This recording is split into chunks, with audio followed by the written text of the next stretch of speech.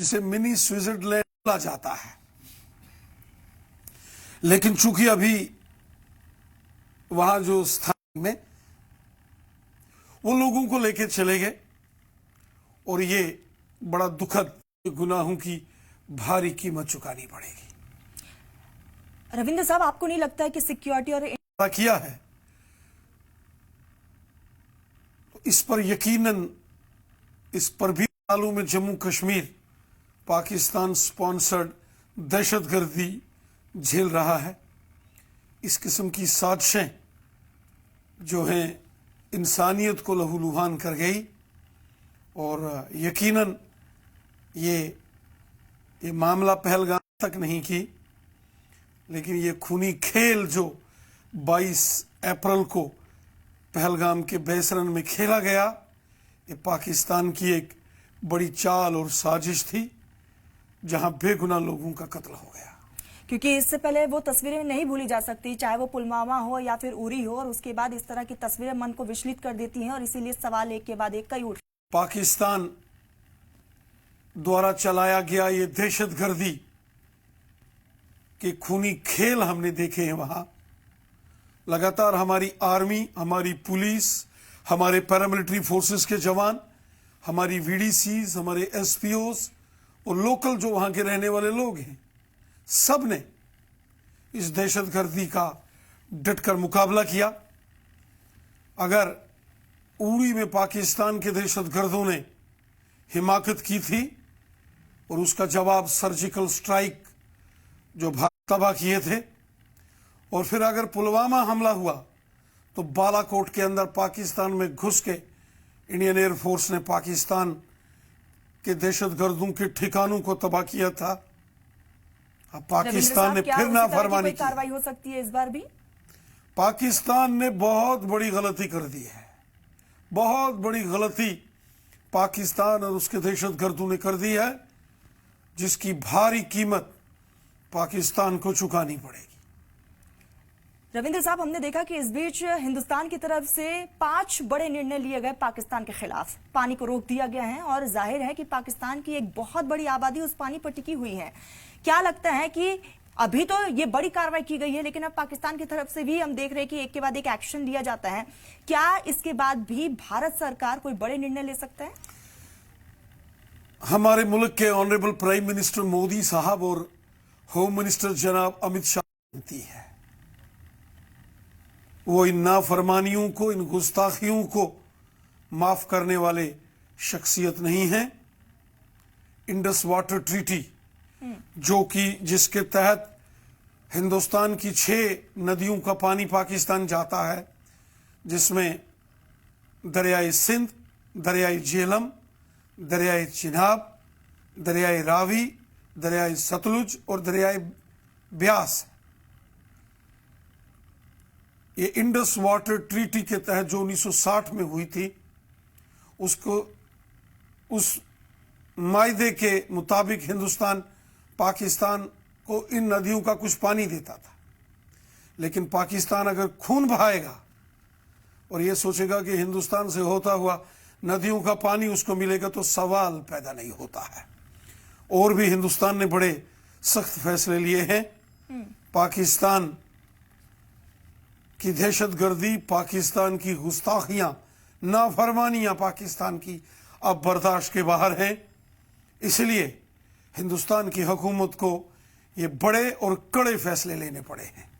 रविंद्र साहब, क्योंकि लगातार दोनों ही मुल्कों के बीच ये कशीदगी वाले जो रिश्ते हैं वो लंबे समय से हम देख रहे हैं, अब क्या लगता है कि अब कहीं ना कहीं इस रिश्ते में खाई और भी ज्यादा बढ़ गई है?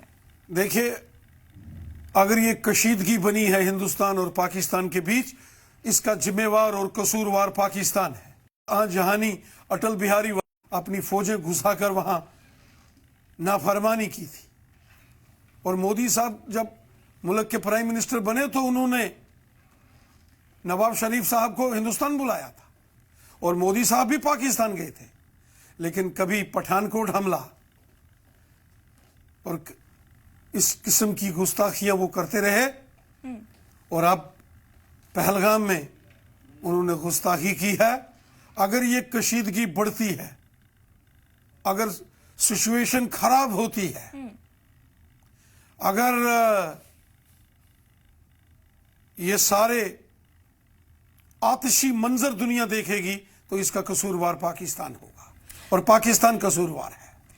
रविंद्र साहब, हम लगातार देख रहे हैं इंटरनेशनल लेवल पर कई ऐसे मुल्क हैं जो अब हिंदुस्तान की हिमायत में आए हैं। जाहिर है कि इससे आने वाले समय में पाकिस्तान की मुश्किलें और भी ज्यादा बढ़ सकती हैं। पाकिस्तान एक दहशतगर्द मुल्क है, सारी दुनिया पाकिस्तान को जानती है। पाकिस्तान वो मुल्क है जिसने अफगानिस्तान को बर्बाद किया, जिसने बांग्लादेश को बर्बाद किया। पाकिस्तान वो मुल्क है जिसने हमारे कश्मीर को बर्बाद करने की कोशिशें और साजिशें पाकिस्तान की। आज भी वो मुल्क है जो कह रहा है कि इस हमले से उसका कोई भी लेना देना नहीं। तो ये दहशतगर्द बंदूकें लेके और ट्रेनिंग लेके कहां से आते हैं? ये बॉर्डर पर ही क्यों मुठभेड़ होती है, वहां इनकाउंटर्स होते हैं और दहशतगर्द मारे जाते हैं? दहशतगर्दों की जो जेब से आइडेंटिटी कार्ड्स उनके मिलते हैं वो पाकिस्तान के और पाकिस्तान के कब्जे वाले मकबूजा कश्मीर के क्यों मिलते हैं? ये दहशतगर्दी पाकिस्तान की देन है। पाकिस्तान दहशतगर्दों की सरजमी है। वो जम्मू कश्मीर के अंदर तो वो खून खराबा करता ही है, लेकिन अफगानिस्तान, बांग्लादेश और आज खुद उसका अपना घर बर्बाद हो गया है। पाकिस्तान जिस दहशतगर्दी को उसने तैयार किया वही आज भस्मासुर राक्षस बन के पाकिस्तान को भी अपनी चपेट में ले रहा है। कभी तहरीके तालिबान और कभी तालिबान, और आज पाकिस्तान सफाई पेश करता है। यह सफाई उसकी कोई नहीं सुनेगा। इसलिए दुनिया के बड़े बड़े ममालिक, America, England, United nation, Japan, France, Germany, Australia, Italy, रूस, तमाम मुल्क हिंदुस्तान के साथ है। Saudi Arabia, Uganda, United Arab अमीरात, बड़े बड़े जो अरब के ममालिक हैं, जो मुस्लिम देश हैं, वो हिंदुस्तान के साथ खड़े हैं, क्योंकि वो भी जानते हैं ये पाकिस्तान जो है ये गुनाहगार है। रविंद्र साहब, आपसे ये भी समझेंगे क्योंकि हम लगातार देख रहे हैं कि कश्मीर में टूरिज्म का एक बहुत बड़ा सेक्टर है और वहां के कई मुकामी लोग हैं, उनका कहना है कि कश्मीर अब थोड़ा और पीछे चला गया है इस हमले के बाद। क्या आपको भी ऐसा लगता है? पिछले 10 सालों में मोदी साहब ने जो जम्मू कश्मीर में काम किए वो बहुत लाजवाब काम थे। आज रेलगाड़ी कश्मीर से कन्याकुमारी को जाने को तैयार है। बड़े बड़े नेशनल हाईवेज, यूनिवर्सिटीज, कॉलेज, गांव गांव, शहर शहर में डेवलपमेंट के प्रोजेक्ट्स, बिजली, पानी, स्कूल, सड़क, हॉस्पिटल्स, मोदी साहब ने गजब के काम जम्मू कश्मीर में किए और अमन शांति की पहल मोदी साहब ने की। लेकिन अफसोस कि ये जो हमारा हमसाया मुल्क पाकिस्तान है, इसको जम्मू कश्मीर के लोगों की खुशहाली से इस पाकिस्तान से बर्दाश्त नहीं होती और इसने ये खूनी खेल खेला है। पाकिस्तान ने पीठ पर खंजर मारा है और पाकिस्तान के सीने पर चोट करेंगे। रविंद्र साहब, क्या आपको ये नहीं लगता कि जो टूरिज्म सेक्टर है उसको वापस से पटरी में आने में और समय लग सकता है? देखिए, ये चीजें हैं, कश्मीर के लोगों को बहुत बड़ा झटका पाकिस्तान ने दिया है।